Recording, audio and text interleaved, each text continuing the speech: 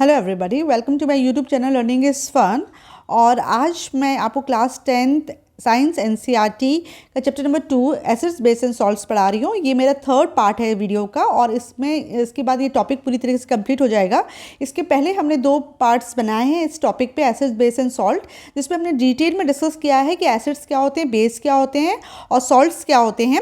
और हमने बहुत सारी रिएक्शंस देखी हैं, हमने इंडिकेटर्स के भी बारे में पढ़ा है और हमने पीएच स्केल को भी डिटेल में डिस्कस किया है। आज के इस वीडियो में हम लोग डिटेल में सॉल्ट्स के बारे में पढ़ने वाले हैं कि सॉल्ट्स क्या होता है। अब आपको पता है कि न्यूट्रलाइजेशन रिएक्शन होती है जिसमें एसिड बेस के साथ रिएक्ट करता है और सॉल्ट एंड वाटर बनाता है, ठीक है ना। इस रिएक्शन को हम न्यूट्रलाइजेशन रिएक्शन कहते हैं जब सॉल्ट एंड वाटर बनता है। तो क्या सारे सॉल्ट एक जैसे होते हैं? नहीं, बहुत प्रकार के सॉल्ट्स होते हैं। कुछ सॉल्ट्स एडिबल होते हैं और कुछ सॉल्ट्स एडिबल नहीं होते हैं। तो हम किस तरीके से अलग अलग सॉल्ट्स को आइडेंटिफाई करते हैं या कौन सा एसिड या कौन सा बेस यूज़ होता है सॉल्ट बनने में, वो हम देखते हैं, ठीक है। तो आज का हम टॉपिक स्टार्ट करते हैं। More about salts. In the previous section, we have seen the formation of salts during various reactions. Let us understand more about their preparations, properties and uses. ठीक है ना, अब हम उनके preparation, properties और uses को डिटेल में पढ़ने वाले हैं। Family of salts. अलग अलग salts के बारे में इसमें बताया गया है।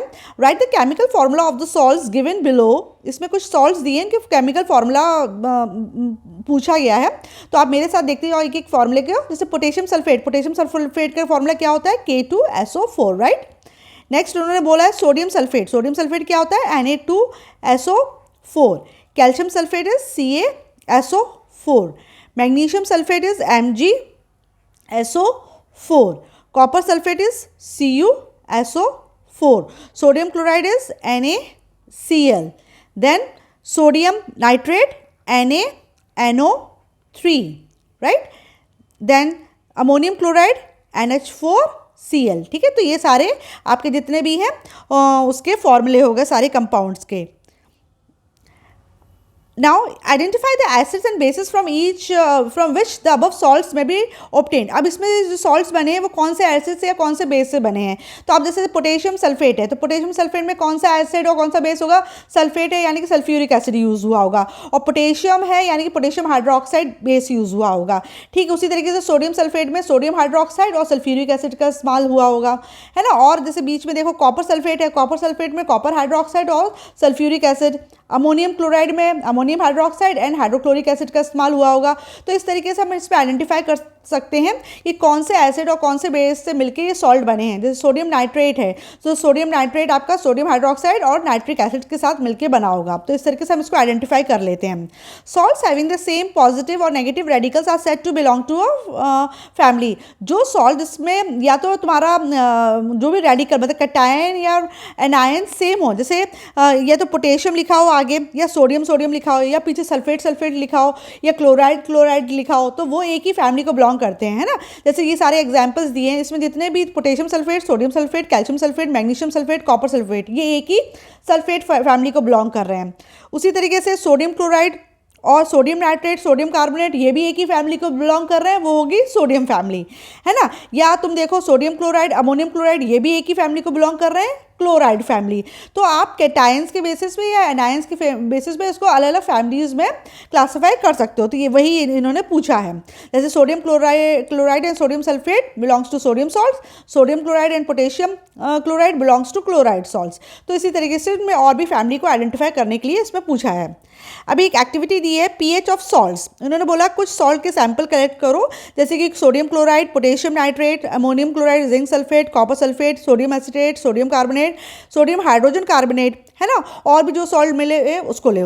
अब इसको क्या करो, इनको वाटर में डिजोल्व करके देखो कि वेदर दे आर सॉल्युबल और नॉट। तो देखो हर सॉल्ट तो वाटर सॉल्युबल नहीं होता है ना। कुछ सॉल्ट वाटर में डिजोल्व हो जाते हैं और कुछ नहीं होते हैं। तो वही सॉल्युबिलिटी चेक करने के लिए इन्होंने बोला है। नेक्स्ट बोला है कि check the action of this solution on litmus and find the pH using the pH paper. जब इन सॉल्ट्स को आप पानी में डिजोल्व करोगे, फिर इसका पीएच वैल्यू चेक करने को बोला है। तो पता है कि कुछ सॉल्ट्स क्या होंगे, एसिडिक होंगे, कुछ सॉल्ट बेसिक होंगे और कुछ सॉल्ट न्यूट्रल होंगे। वो पीएच जो स्केल होगा वो इंडिकेट कर देगा कि ये सॉल्ट सॉल्यूशन है, एसिडिक है, बेसिक है कि न्यूट्रल है। Check the action of this solution on litmus and find the pH using the pH paper में फिर इनका पीएच वैल्यू फाइंड आउट करो। तो कुछ सॉल्ट एसिडिक, कुछ बेसिक और कुछ न्यूट्रल रहेंगे। तो फिर ये आइडेंटिफाई करना है जो एसिडिक सॉल्ट है इसमें एसिड कौन सा है, जो बेसिक है इसमें बेस कौन सा है, और कौन से एसिड और बेस से मिलके सॉल्ट बने हैं।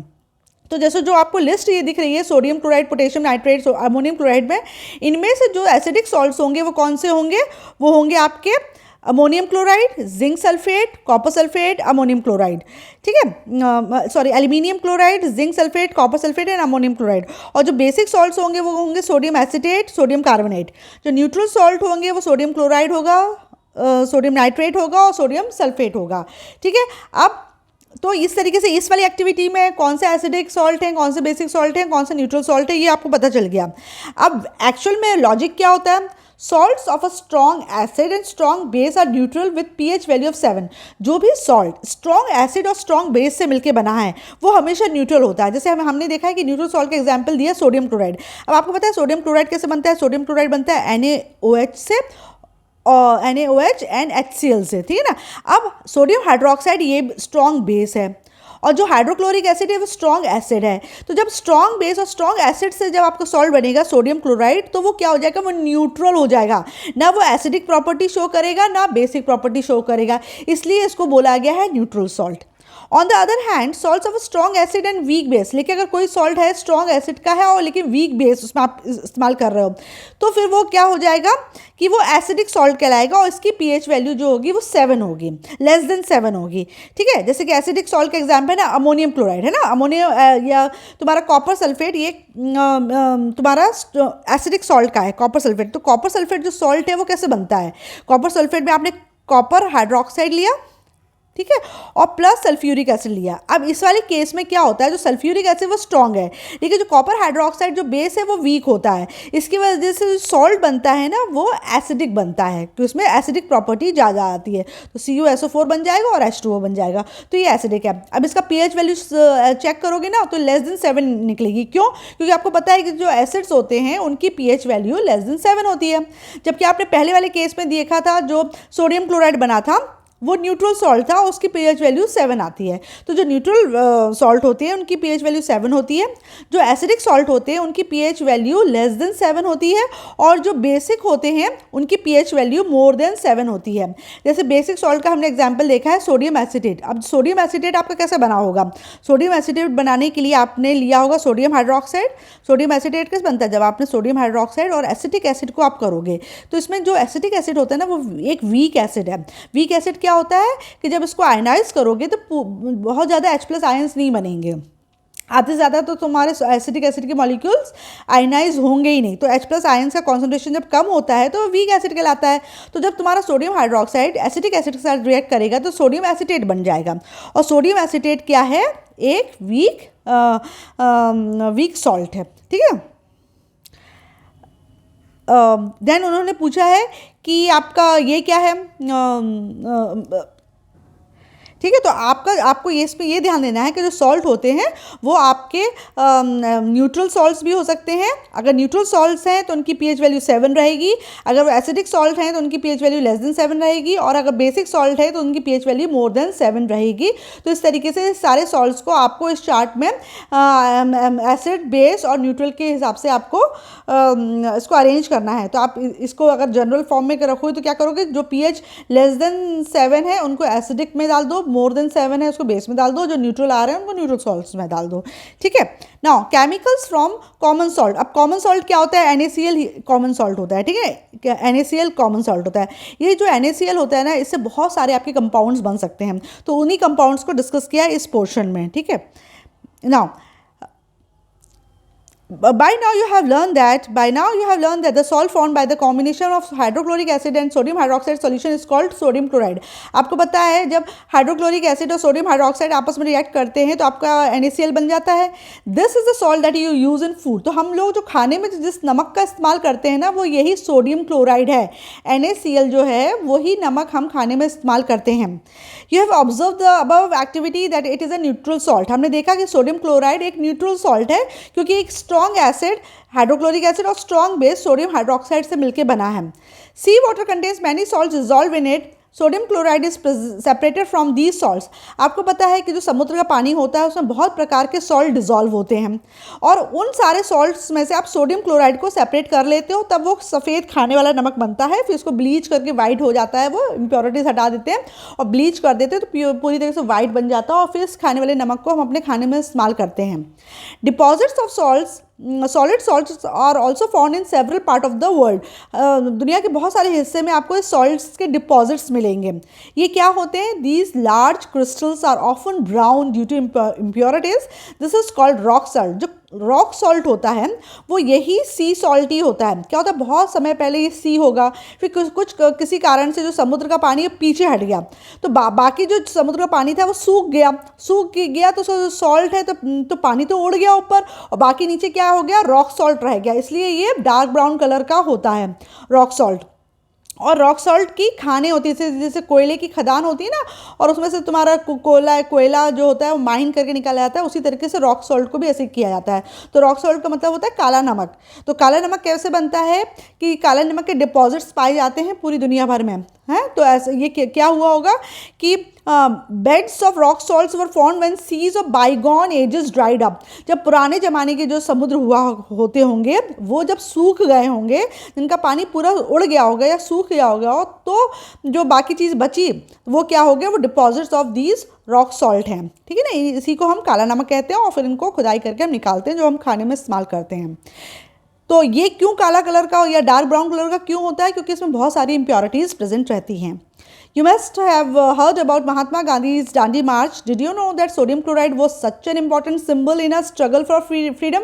आपने ये पिक्चर देख रहे हो, उसमें डांडी मार्च दिखा रहे हैं ना। तो ये जो मार्च हुई थी वो भी नमक की वजह से ही आंदोलन हुआ था, जब अंग्रेजों ने सॉल्ट पर टैक्स लगा दिया था, है ना। तो ये डिटेल आपने हिस्ट्री में पढ़ा होगा। तो सॉल्ट का बहुत महत्व है, यानी कि हमारे तो फ्रीडम फाइट में भी इसका काफ़ी इम्पोर्टेंस है।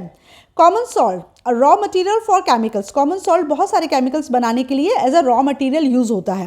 The common salt thus obtain is an important raw material for various materials of daily use, such as sodium hydroxide बनाने के लिए, baking soda, washing soda, bleaching powder, और बहुत सारे केमिकल्स को बनाने के लिए हम कॉमन सॉल्ट यानी कि सोडियम क्लोराइड का इस्तेमाल करते हैं। ठीक है, तो हम वन बाय वन इसको स्टडी करेंगे। सबसे पहले सोडियम क्लोराइड से सोडियम हाइड्रोक्साइड कैसे बनता है। उन्होंने बोला कि when electricity is pass through an aqueous solution of sodium chloride called brine, it decomposes to form sodium hydroxide. Brine solution, आप याद रखना ब्राइन सोल्यूशन क्या होता है, वो पूछते हैं जब आप नमक को पानी में घोर दोगे तो, या aqueous solution of sodium chloride जो होता है, नमक का पानी जो होता है वही ब्राइन कहलाता है। इसको प्रॉपर इंग्लिश में लिखोगे aqueous solution of sodium chloride. तो जब aqueous solution of sodium chloride से जब इलेक्ट्रिक करंट आप पास करोगे तो ये सोडियम क्लोराइड क्या में कन्वर्ट हो जाएगा, आपका सोडियम हाइड्रोक्साइड में क्लोरीन रिलीज हो जाएगी और हाइड्रोजन गैस बन जाएगी। ठीक है ना, जब सोडियम क्लोराइड का एक्वस सॉल्यूशन आप बनाओगे तो ये रिएक्ट करके सोडियम हाइड्रोक्साइड बना लेगा, क्लोरीन गैस इवॉल्व होगी और हाइड्रोजन गैस निकलेगी। Chlorine gas is given of at the anode. जो क्लोरीन गैस है वो एनोड पे निकलेगी। याद रखना, इस पर क्वेश्चन बन जाएगा कि क्लोरीन, जब आप क्वेश्चन ऐसे पूछ सकते हैं कि when electric current is pass through the brine solution, name the gases evolve at cathode and anode. तो आपको याद रखना पड़ेगा, जो क्लोरीन गैस है वो एनोड पे रिलीज होगी, जो हाइड्रोजन गैस है वो कैथोड पे रिलीज होगी, सोडियम हाइड्रोक्साइड भी आपको कैथोड के पास बनेगा। ठीक है, तो ये इन्होंने पूरा सेटअप दिया है। इलेक्ट्रोलिसिस वेसल है ये दो आपके इलेक्ट्रोड्स लगे हुए हैं, एनोड और कैथोड। जो पॉजिटिव टर्मिनल से है वो एनोड होता है, जो नेगेटिव टर्मिनल से जुड़ा हुआ है वो कैथोड होता है। और आप देख रहे हो कि एनोड के पास क्लोरीन गैस निकल रही है, जबकि कैथोड के पास हाइड्रोजन निकल रही है, और यहीं पर आपका कैथोड के पास ही आपका सोडियम हाइड्रोक्साइड भी बन के डिपॉजिट हो जाएगा। ठीक है, और आप यहाँ से ब्राइन सॉल्यूशन डाल रहे हो, और ये जैसे ही आप इलेक्ट्रिक करंट पास हो रहे हो तो क्लोराइड आयंस इस तरफ मूव हो रहे हैं और हाइड्रोजन आयंस इस तरफ मूव हो रहे हैं, और आपका इस तरह से तुम्हारी कैथोड पे हाइड्रोजन गैस रिलीज़ हो रही है और तुम्हारी एनोड पर क्लोरीन गैस रिलीज़ हो रही है। ठीक है, अब इन जो गैसेस रिलीज़ हुई इनके बहुत सारे यूजेस होते हैं। देखो, जैसे क्लोरीन गैस जो रिलीज़ हुई उसका क्या यूज़ है, water treatment, swimming pools, PVC disinfectants, CFC यानी क्लोरोफ्लोरोकार्बन्स एंड पेस्टिसाइड। जो क्लोरीन गैस आपकी बनती है इस प्रोसेस में, उसका इस्तेमाल होता है हम वाटर को ट्रीट करने के लिए, वाटर में जितने भी जर्म्स होते हैं, बैक्टीरिया होते हैं, उनको किल करने के लिए। तो वाटर के प्योरिफिकेशन में हम क्लोरीन गैस का इस्तेमाल करते हैं, इसको वाटर ट्रीटमेंट कहते हैं। स्विमिंग पूल में भी हम इस्तेमाल करते हैं ताकि उसमें जितने भी जर्म्स वगैरह हैं उसे किल हो सके। पीवीसी बनाने में, डिसइंफेक्टेंट को बनाने में, क्लोरोफ्लोरोकार्बन्स को बनाने में और पेस्टिसाइड्स के बनाने में हम क्लोरीन का इस्तेमाल करते हैं। उसी तरीके से जो हाइड्रोजन है उसका इस्तेमाल होता है फ्यूल्स में। बहुत प्रकार के जो फ्यूल्स होते हैं वो हाइड्रोजन से बनते हैं। मार्गरीन एक प्रकार का जैसे बटर जैसा सब्सटेंस होता है, वो मार्गरीन बनाने में भी हम हाइड्रोजन यूज़ करते हैं। अमोनिया के बनाने में और फर्टिलाइजर्स बनाने में हम हाइड्रोजन का इस्तेमाल करते हैं। जो आपने NaOH बना इसमें, उसका इस्तेमाल होता है मेटल्स को डीग्रीस करने में, सोप्स और डिटर्जेंट्स को बनाने में, पेपर को बनाने में और आर्टिफिशियल फाइबर्स को बनाने के लिए इस्तेमाल होता है। तो यहाँ पे हमने इनके यूजेस भी देख लिए कि क्लोरीन, हाइड्रोजन और सोडियम हाइड्रोक्साइड जो बना उनके क्या यूजेस हैं। तो नेक्स्ट कंपाउंड जो सोडियम क्लोराइड बनाता है या कॉमन सॉल्ट बनाता है वह है ब्लीचिंग पाउडर। क्या होता है? You have already come to know that chlorine is produced during the electrolysis of aqueous sodium chloride brine. This chlorine gas is used for the manufacture of bleaching powder. Bleaching powder is produced by the action of chlorine on dry slaked lime. Bleaching powder is represented as CaOCl2। सबसे पहले तो आप इसमें bleaching powder का formula याद रखो, CaOCl2। इसमें पूछ लिया जाएगा 1 मार्क्स में, write down the formula of bleaching powder. तो ये CaOCl2 होता है। एक्चुअल कॉम्पोजिशन तो कॉम्प्लेक्स होता है, लेकिन इसको सिंपली हम लोग CaOCl2 से रिप्रेजेंट करते हैं। तो क्या होता है, जब आपने देखा कि जब आपने ब्राइन सोल्यूशन में इलेक्ट्रिक करंट पास किया तो आपकी क्लोरीन गैस बनी थी। उस क्लोरीन गैस को जब हम स्लेक लाइम यानी कि CaOH से हम रिएक्ट करवाते हैं तो जो आपका कंपाउंड बनता है वो ब्लीचिंग पाउडर होता है। अब आपको नाम से ही पता चल रहा है ब्लीचिंग पाउडर। ब्लीच मतलब क्या होता है? जो चीज़ों को डीकलराइज कर देती है ना। जो अलग अलग, जैसे हम लोग के कपड़े में जैसे स्टेन लग जाता है तो हम उसको ब्लीच का इस्तेमाल करते हैं। हल्दी का दाग लग गया या इंक का दाग लग गया तो हम ब्लीच इस्तेमाल करते हैं और वो दाग हटा देते हैं। तो जो ब्लीचिंग पाउडर है ना, उसका इस्तेमाल सबसे ज़्यादा फैब्रिक या टेक्सटाइल इंडस्ट्री में होता है, लिनन एंड टेक्सटाइल इंडस्ट्री में। और ये कॉटन और लिनन की फैब्रिक्स को ब्लीच करने में हेल्प करता है। उसी तरीके से पेपर फैक्ट्रीज में पल्प जो होता है, वुड पल्प जो होता है, वो ब्राउनिश कलर का होता है। उसको वाइट करने के लिए, क्योंकि पेपर बनाना है ना, तब भी हम ब्लीचिंग पाउडर का इस्तेमाल करते हैं। उसी तरीके से हम लॉन्ड्री में जब कपड़े धुलवाते हैं तो हमारा जो वाइट कपड़ा एकदम चमकदार वाइट लगे तो उसमें भी हम ब्लीचिंग पाउडर का इस्तेमाल करते हैं ताकि उसमें जितने भी दाग धब्बे लगे हैं वो ब्लीच हो जाए और वाइट कपड़ा जो है अपना एकदम प्योर वाइट दिखे। तो ब्लीचिंग पाउडर का इस्तेमाल हमारा कॉटन और लिनन फाइबर्स को ब्लीच करने में इस्तेमाल होता है, वुड पल्प को ब्लीच करने में इस्तेमाल होता है और हमारे धुले हुए कपड़ों को ब्लीच करने में इस्तेमाल होता है। ठीक उसी तरीके से हम ब्लीचिंग पाउडर को as a oxidising agent use करते हैं केमिकल इंडस्ट्रीज़ में। जितनी भी ऑक्सीडेशन रिएक्शंस होती हैं तो उसमें ऑक्सीडाइजिंग एजेंट ब्लीचिंग पाउडर काफ़ी जगह इस्तेमाल होता है ब्लीचिंग पाउडर। फिर ड्रिंकिंग वाटर को जर्म फ्री बनाने के लिए भी हम ब्लीचिंग पाउडर का इस्तेमाल करते हैं। जैसे हम ब्लीचिंग पाउडर ऐड करते हैं, जर्म्स उसमें से किल हो जाते हैं और पानी हमारा पीने के लायक बन जाता है, मतलब पोर्टेबल वाटर में कन्वर्ट हो जाता है। ठीक है, तो अभी तक हमने 2 यूजेस देख लिए कि हम सोडियम क्लोराइड से हम सोडियम हाइड्रोक्साइड, हाइड्रोजन और क्लोरीन बना सकते हैं। फिर सेकेंड हमने देखा सोडियम क्लोराइड से हम ब्लीचिंग पाउडर बना सकते हैं। अब थर्ड हम देख रहे हैं कि हम सोडियम क्लोराइड से बेकिंग सोडा बना सकते हैं। आपने बेकिंग सोडा का नाम बहुत सुना होगा, हमारे किचन में बहुत इस्तेमाल होता है। जैसे पकौड़े वगैरह जो बनाते हैं तो करारे क्रिस्पी बनाने के लिए मम्मी लोग उसमें सोडा मिलाती हैं, है ना। या राजमा पकाना है या छोले पकाने या चने पकाने हैं तो वो बहुत टाइम लेते हैं पकने के लिए। अगर उसको नॉर्मली पकाओगे तो हल्का सा चुटकी भर अगर आप उसमें बेकिंग सोडा डालते हैं तो बहुत जल्दी वो आपका पक जाता है ना, कुक हो जाता है।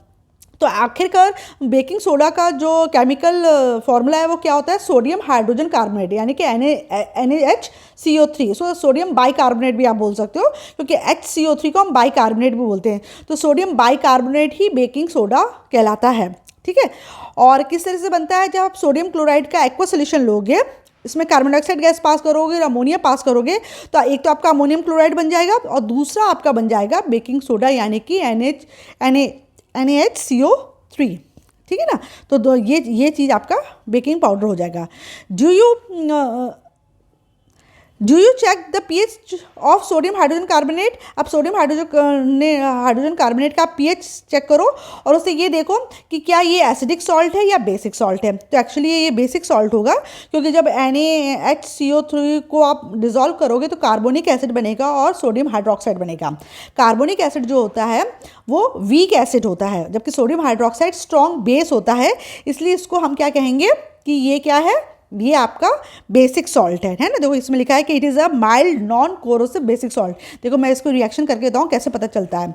जैसे आपका जो बेकिंग सोडा है ना वो NaHCO3 है, सोडियम बाइकार्बोनेट है।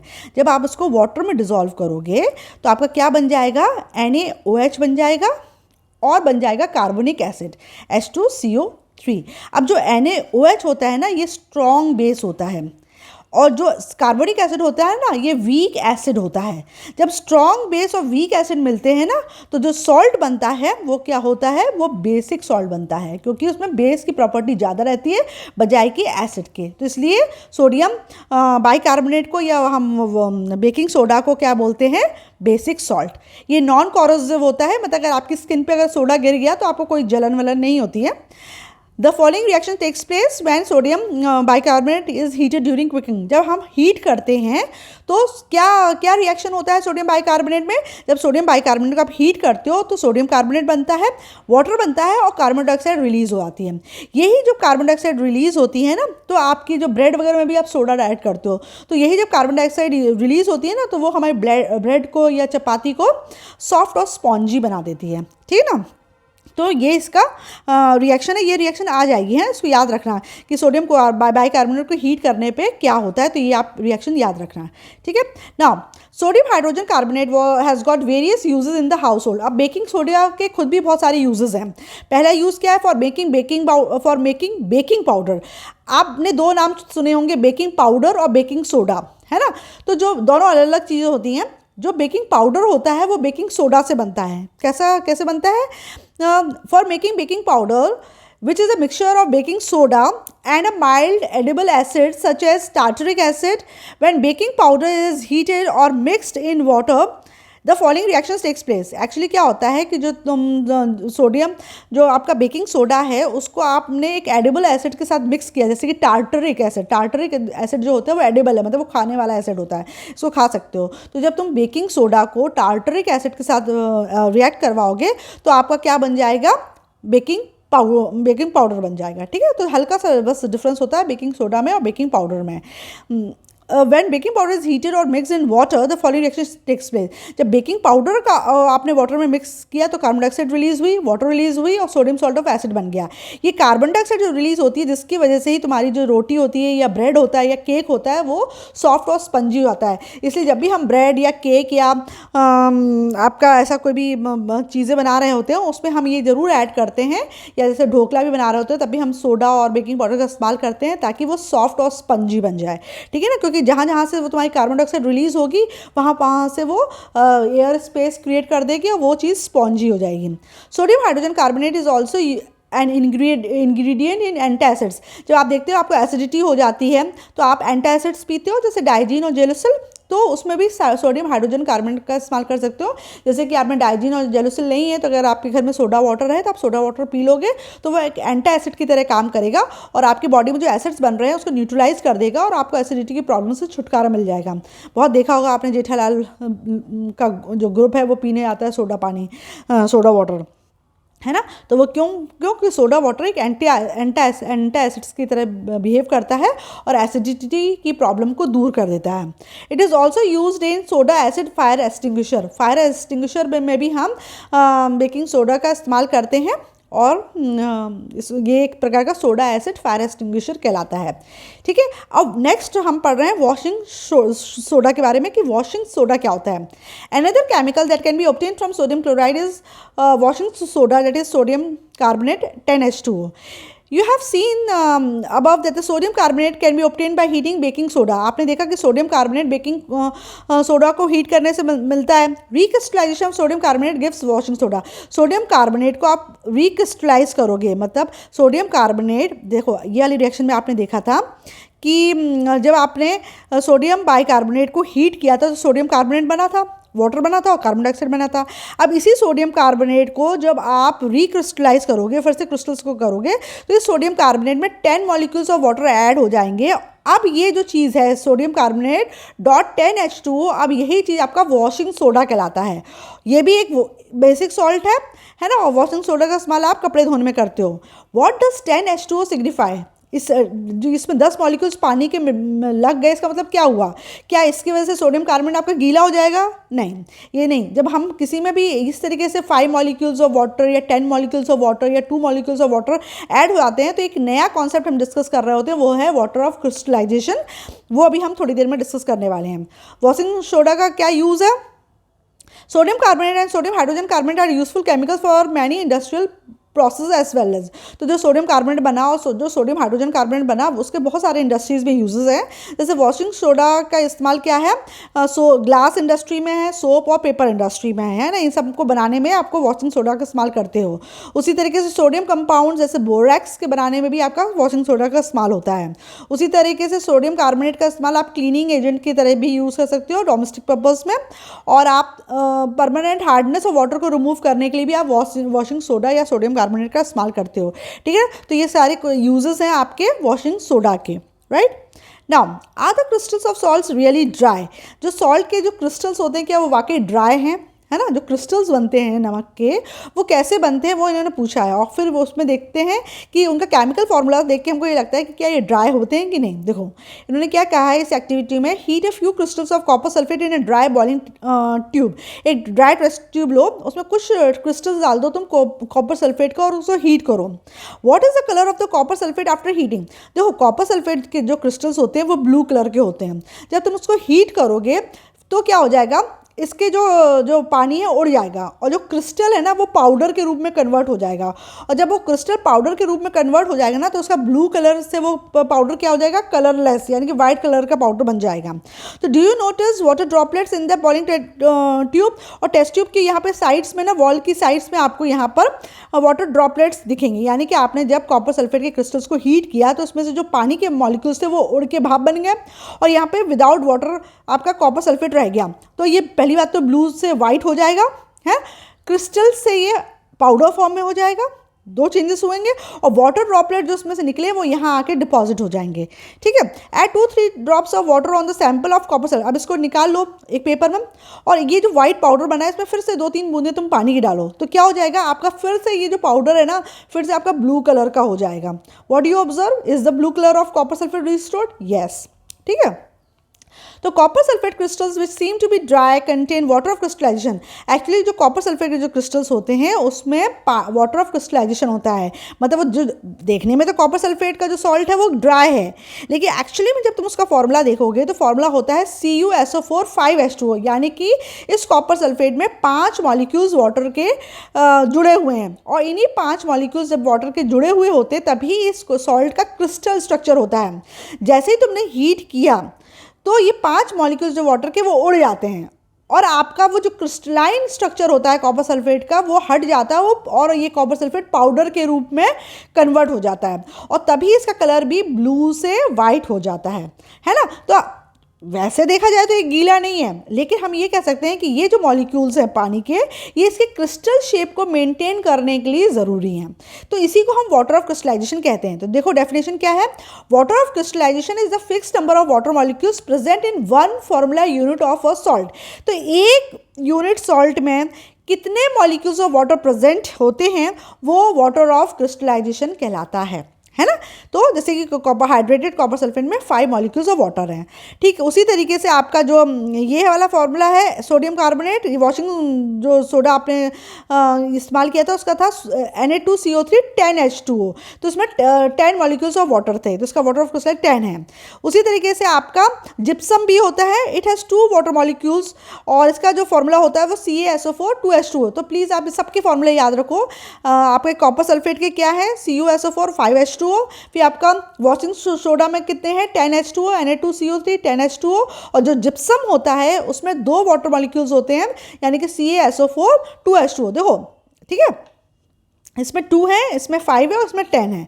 प्लास्टर ऑफ पेरिस क्या होता है? ऑन हीटिंग जिप्सम, जब ये जिप्सम है ना CaSO4 2H2O, जब इसको हीट करोगे करीब 373 केल्विन में, तो ये ना वाटर मॉलिक्यूल लूज कर देगा। जब वाटर मॉलिक्यूल लूज कर देगा तो इसमें कितने वाटर मॉलिक्यूल आ जाएंगे? इसमें सिर्फ आधा मॉलिक्यूल बचेगा पानी का, है ना। जैसे जो तुम्हारा CaSO4 2H2O है ना, तो उसमें सिर्फ हाफ बचेगा। तो इसका फॉर्मूला क्या हो जाएगा? CaSO4 half H2O।